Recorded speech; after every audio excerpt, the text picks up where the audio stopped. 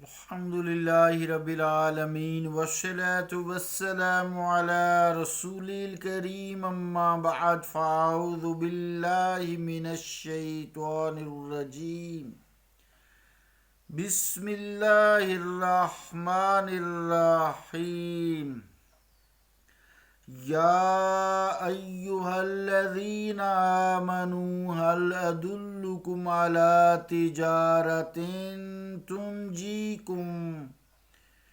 تنجیکم من عذاب علیم تؤمنون باللہ ورسولہ وتجاہدون فی سبیل اللہ بِأَمْوَالِكُمْ وَأَنفُسِكُمْ ذَلِكُمْ خَيْرٌ لَكُمْ إِن كُنتُمْ تَعْلَمُونَ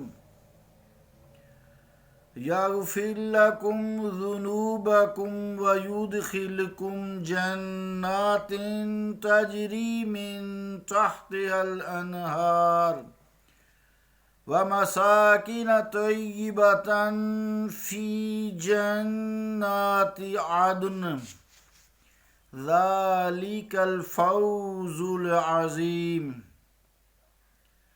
وَأُخْرَى تُحِبُّونَهَا نَصْرٌ مِّنَ اللَّهِ وَفَتْحٌ قَرِيبٌ وَبَشِّرِ الْمُؤْمِنِينَ یا ایہا الذین آمنوا کونوا انصار اللہ کما قال عیسی ابن مریم للحواریین من انصاری الی اللہ قال الحواریون نحن انصار اللہ فآمنت طائفة من بني إسرائيل وكفرت طائفة فأيدنا الذين آمنوا على عدوهم فأصبحوا ظاهرين صدق اللہ العظیم۔ واجب الاحترام سامعین، السلام علیکم ورحمۃ اللہ وبرکاتہ۔ آج سورہ الصف کی 10 سے لے کے 14 نمبر آیات تک تلاوت کرنے کی سعادت حاصل ہوئی۔ ان آیات کا ترجمہ سماعت فرمائیں۔ اے ایمان والو، کیا میں آگاہ کروں تمہیں ایسی تجارت پر جو بچا لے تمہیں دردناک عذاب سے؟ وہ تجارت یہ ہے کہ تم ایمان لو اللہ اور اس کے رسول پر اور جہاد کرو اللہ کی راہ میں اپنے مالوں اور اپنی جانوں سے۔ یہی طریقہ تمہارے لیے بہتر ہے اگر تم حقیقت کو جانتے ہو۔ اللہ تعالیٰ بخش دے گا تمہارے لیے تمہارے گناہوں کو اور داخل کرے گا تمہیں باغات میں رواں ہیں جن کے نیچے نہریں، اور پاکیزہ مکانوں میں جو سدا بہار باغوں میں ہیں۔ یہی بڑی کامیابی ہے۔ اور ایک اور چیز جو تمہیں بڑی پسند ہے وہ بھی ملے گی، یعنی اللہ کی جانب سے نصرت اور فتح جو بالکل قریب ہے۔ اور اے حبیب، مومنوں کو یہ بشارت دیجئے، اے ایمان والو، اللہ کے دین کے مددگار بن جاؤ، جس طرح کہا تھا عیسیٰ ابن مریم نے اپنے حواریوں سے، کون ہے میرا مددگار اللہ کی طرف بلانے میں؟ حواریوں نے جواب دیا، ہم اللہ کے دین کے مددگار ہیں۔ پس ایمان لے آیا ایک گروہ بنی اسرائیل سے اور کفر کیا دوسرے گروہ نے، پھر ہم نے مدد کی جو ایمان لائے۔ دشمنوں کے مقابلہ میں بالآخر وہی غالب رہے۔ اللہ کا قول سچا ہے جو بڑی ہی عظمت والا ہے۔ عزیزان گرامی قدر، السلام علیکم ورحمۃ اللہ وبرکاتہ۔ عزیزان گرامی قدر، لوگ تجارت کرتے ہیں، اس میں نفع بھی ہوتا ہے، نقصان بھی ہوتا ہے، بعض اوقات اصل سرمایہ بھی ہاتھ سے نکل جاتا ہے۔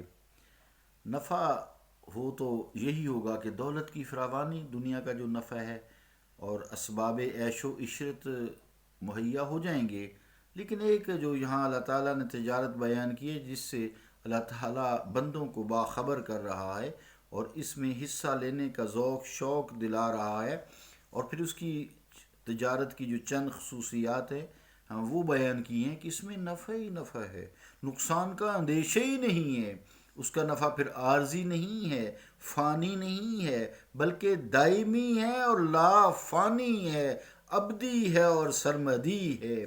اس کے فوائد سے اس کا تاجر جو صرف قیامت کے روز ہی فائدہ میں نہ رہے گا بلکہ اس دنیا میں بھی اسے اس کا نفع ملے گا، اور نفع بھی یہ ہے کہ جس میدان میں قدم رکھے گا وہ تنہا نہیں ہوگا، اللہ کی نصرت اس کے ساتھ ہوگی، کامیابی اس کے قدم چومے گی۔ عزیزان گرامی قدر، پہاڑ اس کی ٹھوکروں سے، موسیٰ علیہ السلام کو دیکھیں ڈنڈے سے سمندر دو ٹکڑے ہو گیا، پہاڑ اس کی ٹھوکر سے اور سمندر اس کی ضرب سے راستہ چھوڑ دیں گے۔ اور وہ تجارت یہ ہے کہ سچے دل سے اللہ اور اس کے رسول پر ایمان لاؤ اور اپنی مالوں اور جانوں سے اس کی راہ میں اللہ کے دشمنوں یعنی کفار سے جنگ کرو۔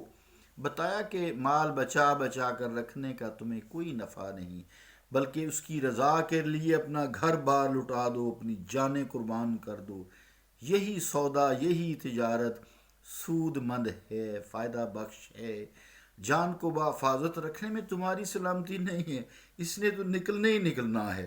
اللہ کی راہ میں نکلی تو دنیا اور آخرت سنور جائے گی۔ تمہاری سلامتی اسی میں ہے کہ اس کے نام کو سر بلند کرنے کے لیے اپنے مالوں اپنی جان سے اس کی راہ میں کافروں سے لڑو، اپنے خون کا آخری قطرہ بہا دو، اس سرزمین وطن کو اپنے خون سے سینچو، تمہیں حیات جاویداں بخش دی جائے گی، موت تمہارا دامن تک نہ چھو سکے گی۔ اور قرآن میں کہا ہے کہ یا ایھا وَمَن یُقْتَلُ فِی سَبِیلِ اللّٰہِ اموات بل احیاء ولکن لا تشعرون، جو اللہ کی راہ میں مارے گئے انہیں مردہ مت کہو بلکہ وہ زندہ ہیں لیکن تم اس کا شعور نہیں رکھتے۔ ایک جگہ فرمایا کہ وَلَا تَحْسَبَنَّ الَّذِينَ قُتِلُوا فِي سَبِيلِ اللّٰہِ امواتا، گمان بھی نہ کرو، خیال بھی ذہن میں نہ لاؤ کہ جو اللہ کی راہ میں شہید ہو گئے وہ مردہ ہیں بلکہ زندہ ہیں، عند ربہم یرزقون، انہیں اپنے رب کی بارگاہ سے رزق دیا جاتا ہے۔ عزیزان گرامی قدر، اسی کو علامہ اقبال رحمۃ اللہ علیہ نے فرمایا ہے نا، برتر از اندیشہ سود و زیاں ہے زندگی، برتر از اندیشہ سود و زیاں ہے زندگی، ہے کبھی جاں اور کبھی تسلیم جاں ہے زندگی، ہے کبھی جاں اور کبھی تسلیم جاں ہے زندگی۔ علامہ اقبال رحمۃ اللہ علیہ۔ دنیاوی زندگی میں اللہ تعالیٰ کی تائید و نصرت اور اس کی مہربانی سے فتح و کامیابی بڑی ہی چیز ہے، فتح و کامرانی بڑا ہی نفع بخش سودا ہے۔ بہرحال آخرت کی سرخروئی اس سے بھی اعلیٰ اور افضل ہے، اس لیے اس کے ذکر کو مقدم فرما دیا نا، وَيُدْخِلْكُمْ جَنَّاتٍ تَجْرِي مِن تَحْتِهَا الْأَنْهَارُ وَمَسَاكِنَ طَيِّبَةً فِي جَنَّاتِ عَدْنٍ ذَلِكَ هُوَ الْفَوْزُ الْعَظِيمُ۔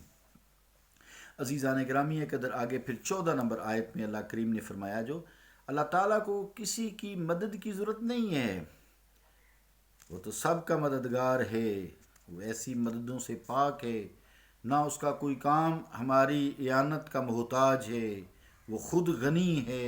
واللہ غنی وانتم الفقراء، اور اللہ تعالیٰ غنی اور تم اس کے منگتے ہو۔ وہ لا یحتاج ہے، انسان تو محتاج ہے اس کا۔ جو لوگ دین کی سربلندی کے لیے کوشاں رہتے ہیں وہ گناہوں برکات سے اپنی زندگیوں کو مالا مال کرتے رہتے ہیں اور محض اپنا اور اپنی آئندہ آنے والی نسلوں کا بھلا ہی کرتے ہیں، لیکن اللہ تعالیٰ کریم ہے، ان کے جذبہ اخلاق کی قدر فرماتا ہے، ان کو انصار اللہ کے معزز لقب سے یاد فرماتا ہے۔ یہ اس کی کمال ہے، اس کا کمال ہے، اس کی مہربانی ہے، شان بندہ پروری ہے اور ذرہ نوازی ہے کہ لا یحتاج ہو کر بھی تمہیں کہتا ہے تم میرے مددگار. سبحان اللہ. کیا اس میں ایک خاص لذت ہے جو اہل دل ہیں وہ سمجھ سکتے ہیں. تو عزیزان گرامی قدر، حضرت جو حواریون ہے نا، یہ حواریون جمع ہے، اس کا جو واحد حواری ہے جو حوار سے نکلا ہے، مشتق ہے. حوار سفیدی کو کہتے ہیں، دھوبی کو عربی میں حواری کہتے ہیں. اس لیے کہتے ہیں کہ وہ میلے کپڑوں کو اجلا کر کے صاف کرتا ہے، دھو دیتا ہے، سفید کر دیتا ہے، یا جو رنگین ہے اس کو رنگین تر کر دیتا ہے، گندگی جو اتر جاتی ہے، میل کچھ ایل اتر جاتا ہے. تو حضرت عیسیٰ علیہ السلام کے ابتدائی جو شاگرد تھے وہ چونکہ دھوبی تھے، اس لیے انہیں حواریون کے لقب سے اس قرآن کریم نے بھی نوازا ہے. بعد میں پرخلوص دوست اور باوفا ساتھی کو حواری کہا جانے لگا.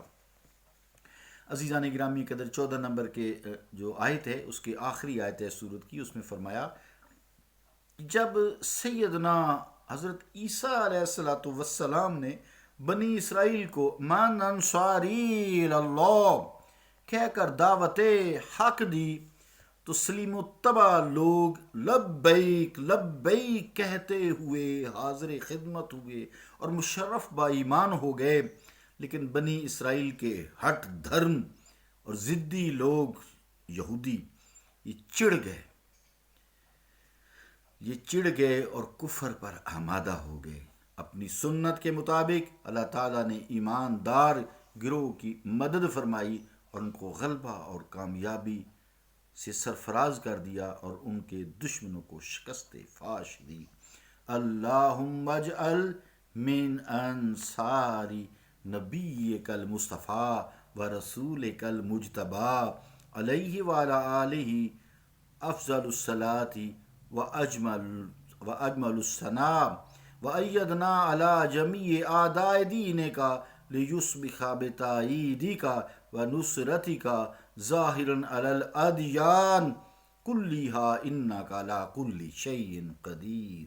صلی اللہ تعالی علی رسول خیر خلقہ محمد وعلی آلہ وصحابہ اجمعین برحمتک یا ارحم الراحمین.